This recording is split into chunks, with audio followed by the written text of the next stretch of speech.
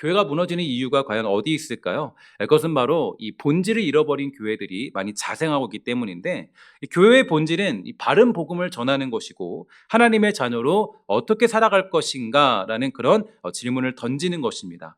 하나님 나라의 공동체의 일원으로서 예수가 답이다라는 진리를 깨닫고 살아가는 인생이 되는 것, 그것이 바로 예수를 믿고 살아가는 우리들의 본질적인 신앙생활의 의미가 되겠죠. 그런데 때로는 교회가 그러한 복음의 의미조차 상실할 때가 얼마나 많이 있습니까? 또한 예수 믿는 나 자신이 본질에서 벗어나는 때는 또한 얼마나 많이 있을까요? 앞으로 한국교회의 미래는요, 많은 사람들이 얘기하기를 어둡다라고 얘기합니다. 교회가 곧 사라질 것이다라고 예측해주고 있죠. 이유는 간단해요. 교회가 본질을 상실하는 상황에 처했기 때문입니다. 많은 성도들이 집중하는 것, 또 많은 교회들이 집중하는 것은 어떻게 하면 교회가 더 크고 웅장해질 수 있을까? 우리도 어떻게 하면 저기 강남의 큰 교회처럼 대단한 위상을 떨칠 수 있을까? 여기에 집중하고 있고요. 여기에 발맞춰 많은 목회자들도 그저 크고 대단해 보이는 교회가 되는 것이 목표가 되는 경우도 너무나 허다합니다. 사실 이렇게 본질을 잃어버리게 되는 것은 이 목회자의 변질이 가장 큰 문제라고도 할 수가 있을 텐데요.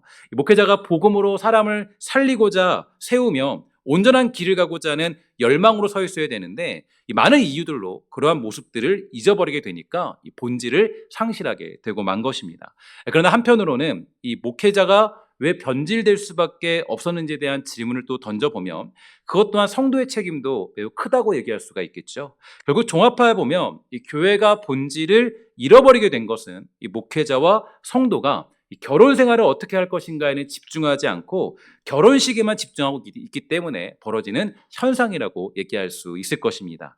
이런 면에서 우리는 오늘 사도 바울이 디모데에게 전하고 있는 메시지에 조금 더 귀를 기울여 보아야 될 것인데, 먼저 바울은 3절을 통하여서 이렇게 얘기해 주고 있습니다. 누구든지 다른 교훈을 하며 바른 말, 곧 우리 주 예수 그리스도의 말씀과 경건에 관한 교훈을 따르지 아니하면, 이렇게 말해주고 있죠. 다시 말해서 다른 가르침을 전하는 자가 되어서는 안 된다는 것입니다.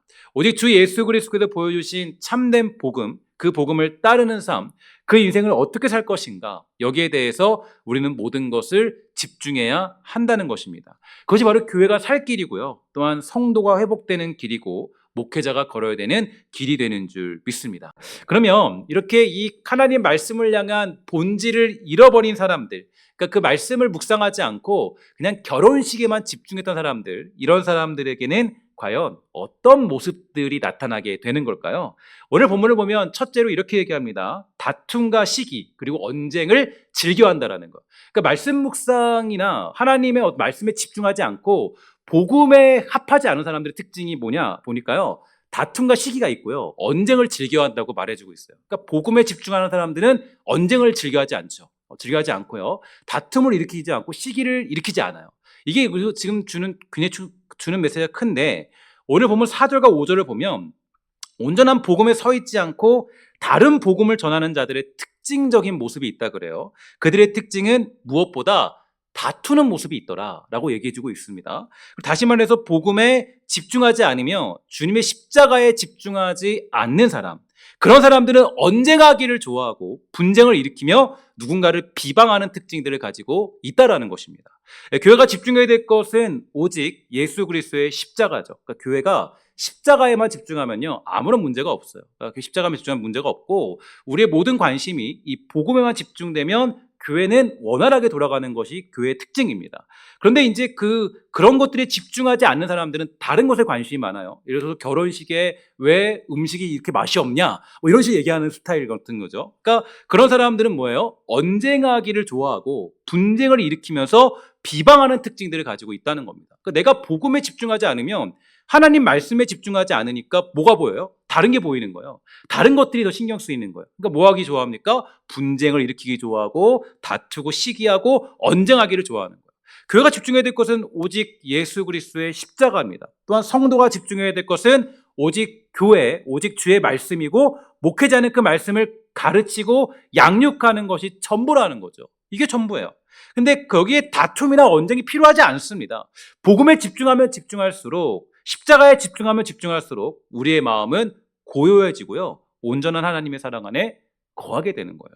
그러니까 하나님 말씀에 집중하면요, 내 마음이 고요해져요. 다툼이나 언쟁이나 시기나 분쟁이나 이런 것들에 관심이 없습니다. 관심이 없고요. 오직 하나님의 말씀이 주는 은혜만이 관심이 있는 거예요. 근데 이제 내가 다른 복음, 다른 것들에 끌려다니는 사람들의 특징, 그러니까 복음에 집중하지 않은 사람들의 특징은요, 다툼이나 시기나 언쟁을 일으키는 그런 특징들을 가지고 있다는 겁니다. 그러니까 복음에 집중하지 않으면 내 마음이 어때요? 고요하지 않고 어떻습니까? 소란스러워져요. 마음에 막 끓음이 있어요. 막 이것들이 막 이거지 지금 문제.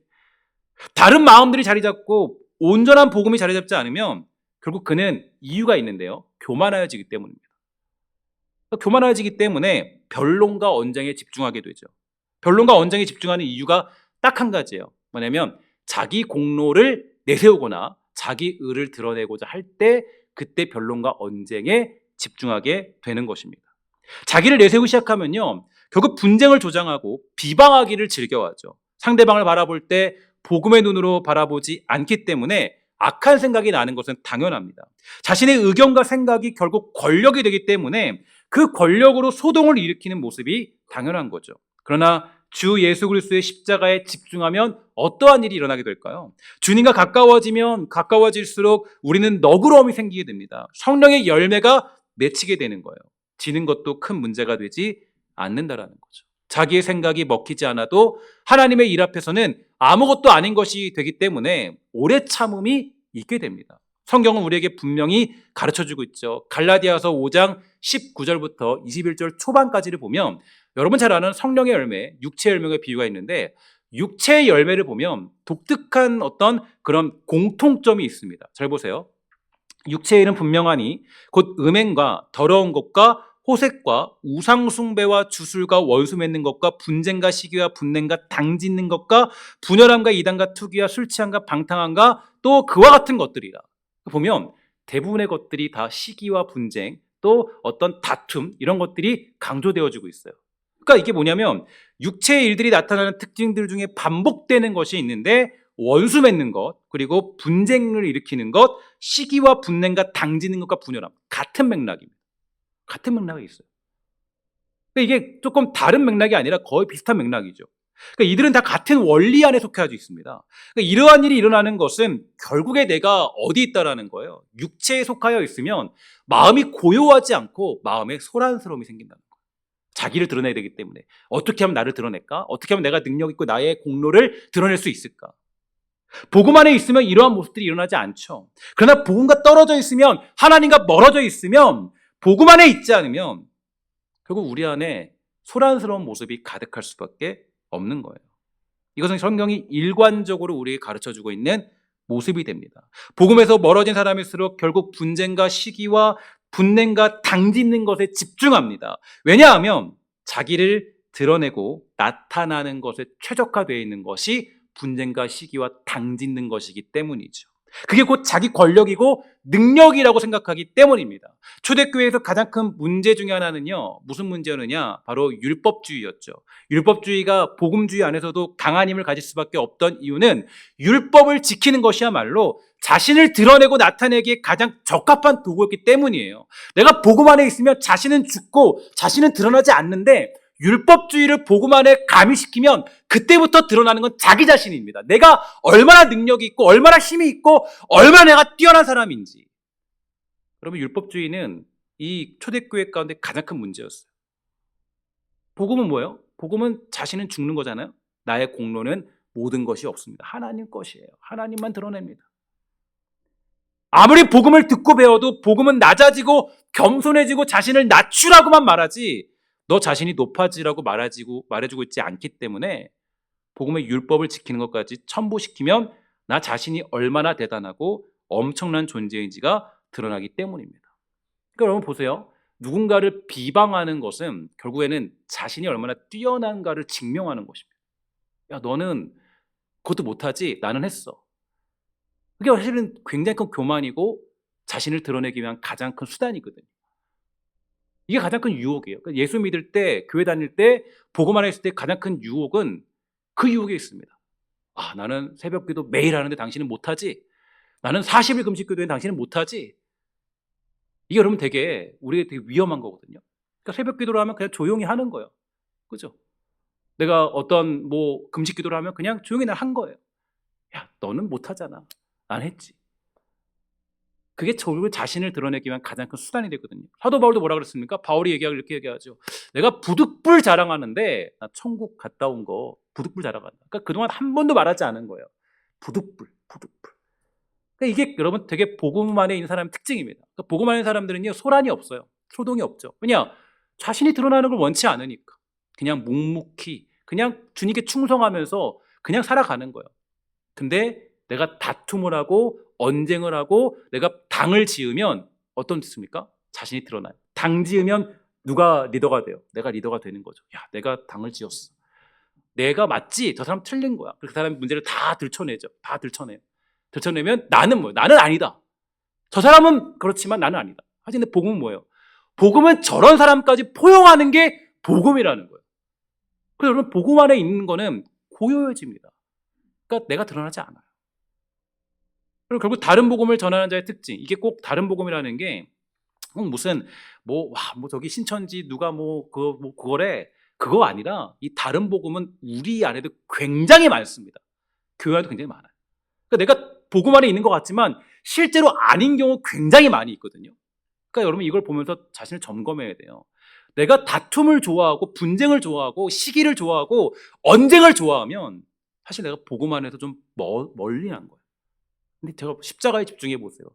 십자가에 집중하면요, 고요해져요. 마음이 침착해져요. 마음 안에 자신을 죽이게 되죠. 나의 육체를 어디에 못 박아요?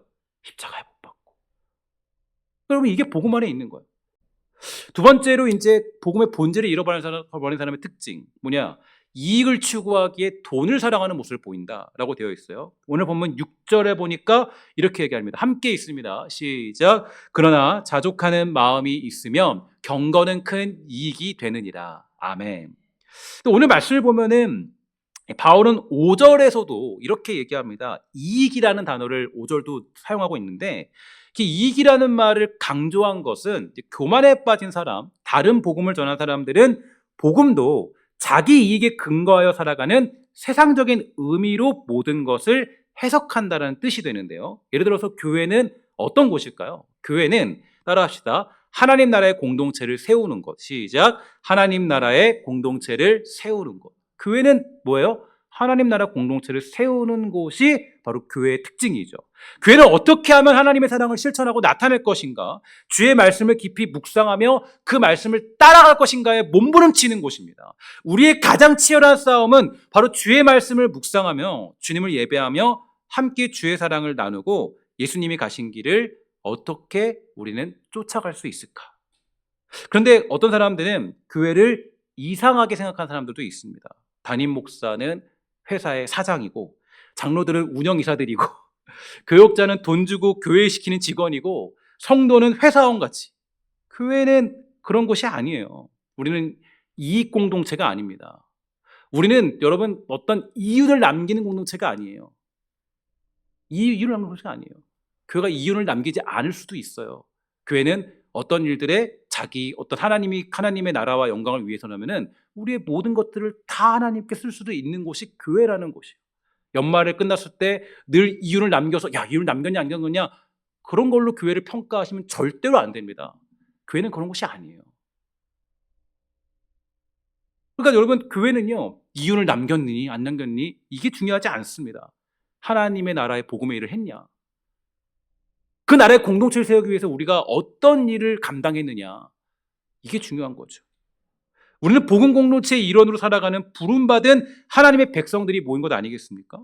당연히 교회 안에 하나님이 세우신 질서는 필요하고 그 질서와 권위를 따르며 지키는 것은 하나님의 영광을 드러내는 가장 좋은 방법이 된다고 디모데 전서를 통해서 우리는 묵상하게 되었습니다. 그러나 그것은 오직 복음 안에서 이루어져야 됩니다. 교회는 자기 이익을 추구하는 것이 아니죠. 오히려 자기를 죽이고 오직 예수만 드러나는 것, 그것이 교회 공동체의 특징이 되는 것입니다. 교회 일원으로 살아갈 때 저와 여러분들이 가져야 될 마음은 다음과 같습니다. 7절에 함께 다 같이 읽을게요. 시작. 우리가 세상에 아무것도 가지고 온 것이 없음에 또한 아무것도 가지고 가지 못하리니 우리가 먹을 것과 입을 것이 있은즉 족한 줄로 알 것이니라. 아멘. 참 이게 힘든 얘기죠. 너무 힘든 얘기죠. 예수 믿으면 이렇게 고백하는 게 너무 힘든 얘기예요. 저도 힘들고 어려워요. 이 말씀을 접할 때마다 정말 이렇게 살아야 되는데, 이걸로 만족해야 되는데, 먹을 것과 입을 것이 있은 즉 족한 줄로 알아라. 너희들이 어떤 다른 것들에 너희들이 관심을 두지 아니하고 그저 하나님 나라의 공동체의 일원으로서 그 나라를 세우기 위해서 살아가는 것, 그게 그리스도인의 모습이다. 이러한 마음으로 교회의 일원으로, 구성원으로, 하나님 나라의 백성으로 살아가야 됩니다. 그러나 자기 이익을 추구하면서 돈을 사랑하는 자는 어떤 모습을 보이게 될까요? 다시 말해서 정말 하나님 나라의 복음에서 멀어져 다른 복음을 가지고 있는 사람들은 교회에서도 신앙에서도 자기 이익을 얻기 위해서 몸부림을 치는 삶을 살게 됩니다. 어떻게 하면 자신이 교회에서 큰 이익을 얻을 수 있을까? 가장 큰 관심이 그것이기 때문에 자기를 드러내는 것에 바쁠 뿐이에요. 그러나 언제나 우리는 기억해야 될 것입니다. 세상에 아무것도 가지고 온 것이 없음에 또한 아무것도 가지고 가지 못하겠다. 하나님을 알면 알수록, 복음에 가까워지면 가까워질수록, 성경을 깊이 묵상할수록 자기 이익이 아니라 오직 하나님께 이익을 남기기 위한 삶으로 자신을 비우고 살아가는 모습으로 변화되어야만 하는 것입니다. 그러나 다른 복음에 있는 자들은 결국 자기 이익에만 관심이 있죠. 사도 바울은 9절에서 이렇게 얘기합니다. 부하려 하는 자들은 시험과 올무와 여러 가지 어리석고 해로운 욕심에서 떨어지나니 곧 사람으로 파멸과 멸망에 빠지게 하려는 것이라. 이것은 꼭 돈에 관한 이야기는 아니에요. 자기 이익에 관한 것을 얘기합니다. 그러니까 쉽게 표현해서 이 복음과 멀어진 사람들은 하나님의 이익에는 관심이 없고 자기 이익에 관심이 있다라는 거예요. 하나님의 이익에는 관심이 없고. 그러니까 이것이 가장 자기 이익에 대표되는 것이 돈이기 때문에 바울은 돈으로 자기 이익에 관심 있는 자들에 관하여 가르쳐주고 있는 것입니다. 복음과 가까워지면, 하나님과 가까워지면 그저 나의 이익은 관심이 없고 그 주인 대신 종이 하나님에게, 주인에게 순종하는 종으로 살아가는 거죠. 종이 가져야 될 사명은요, 내가 어떤 이익을 가져야 되는 것이 사명이 아닙니다. 종은 주인이 이익을 가져가면 그만이에요. 종은 주인에게 이익을 남겨주는 것이 유일한 사명이 됩니다. 그리고 참된 주인은 자신에게 이익을 남겨주는 종에게 가장 좋은 것으로 갚아주시는 우리 하나님 되시는 줄 믿습니다. 여러분들이 정말 사랑하는 우리 주인에게 바른 이익을 남겨드리면 하나님은 반드시 거기에서 선한 것으로 갚아주시는 우리 참된 하나님 아니겠습니까? 그게 우리가 종으로서 살아가는 방식이에요. 그러면 하나님이 기뻐하시는 참된 이익, 우리가 주님께 어떠한 이익들을 남겨드려야만 하는 걸까요? 갈라디아서 5장 22절 이하 말씀입니다. 여러분 안에 함께 이 열매가 맺혀지기를 원하는 마음으로 함께 있습니다. 시작. 오직 성령의 열매는 사랑과 희락과 화평과 오래 참음과 자비와 양성과 충성과 온유와 절제니 이 같은 것을 금지할 법이 없느니라. 그리스도 예수의 사람들은 육체와 함께 그 정욕과 탐심을 십자가에 못 박았느니라. 아멘.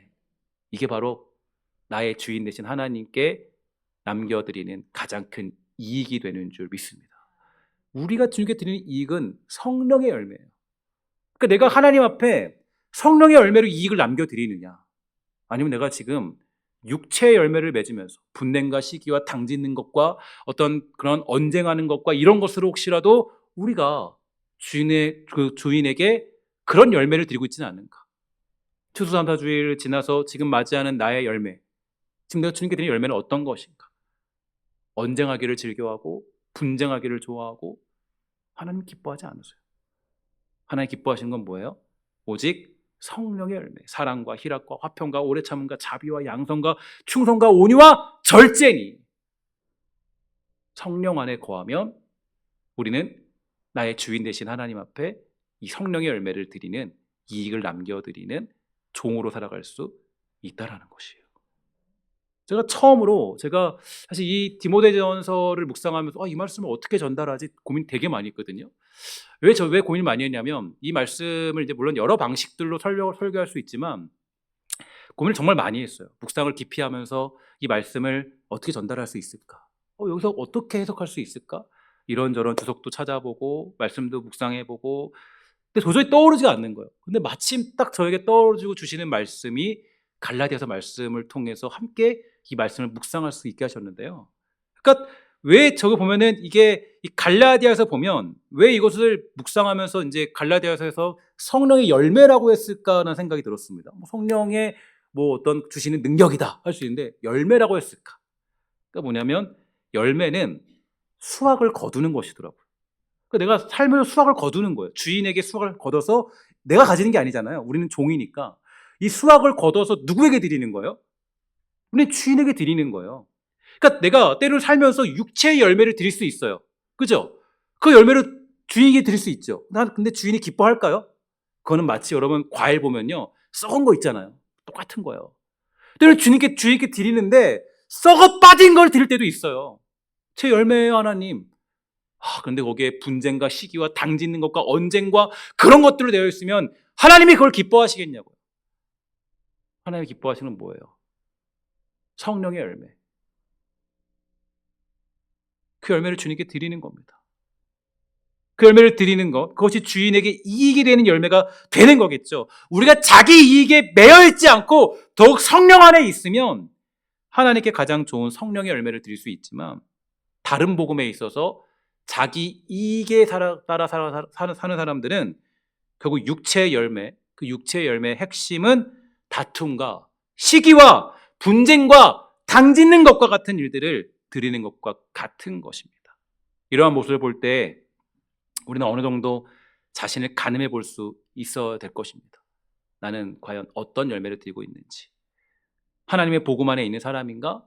아니면 하나님의 복음과 멀어진 다른 복음 안에 있는 사람인가? 여기에 대해서 질문해 볼 수 있을 거예요. 여러분, 교회 안에 있다고 해서 다 같은 복음에 있는 건 아닙니다. 내가 지금 다른 복음 안에 있을 수 있어요. 그러면 나 자신을 점검하고 돌이키고 다시 온전한 복음 안에 들어와야죠. 내 마음이 소란스러우면 다른 복음이 내 안에 자리 잡기 시작한 겁니다. 내 안에 마음이 고요해진 상태라면, 내 마음이 정말 평안하고 하나님의 은혜 안에서 주시는 평안 가운데 있다면, 내가 상황이 복잡하고 어렵고 너무나도 괴로운 현실에 있을다 할지라도 내 마음에 고요함이 있다면, 우리는 오늘 말씀을 통해서 복음의 본질을 회복해야 된다는 것을 깨달았습니다.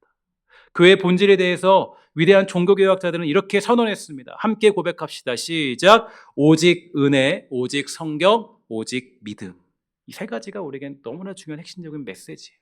우리는 오직 이 일을 향해 달려가는 게 전부입니다. 이 일을 향해 달려가는 교회가 될 때 분쟁이 사라지고 시기와 질투가 무너질 것이고 자기 이익을 추구하며 살아가는 인생이 아니라 오직 하나님께 온전한 이익을 남기고자 하는 인생이 되어서 성령의 열매가 맺혀지는 인생이 되는 줄 믿습니다. 축복하는 것은 한 주 동안 살아갈 때 여러분 마음속에 또 여러분 영혼 속에 삶 속에 1년의 수확을 주님께 드릴 때 육체의 열매를 주님께 드리는 사람들이 아니라 성령의 열매를 주님께 안겨드릴 줄 아는 우리 주인에게 이익을 남겨드리는 주의 종들이 다 되시기를 주의 이름으로 간절히 부탁을 드리겠습니다. 정말 간절히 기도하기는 여러분들 정말 내 안에 점검해 보세요. 내가 과연 진짜 복음 안에 있는지 아니면 다른 복음 안에 살고 있는 모습은 없는지 여러분 살펴볼 수 있는 그런 말씀 되기를 주의 이름으로 간절히 부탁을 드리겠습니다.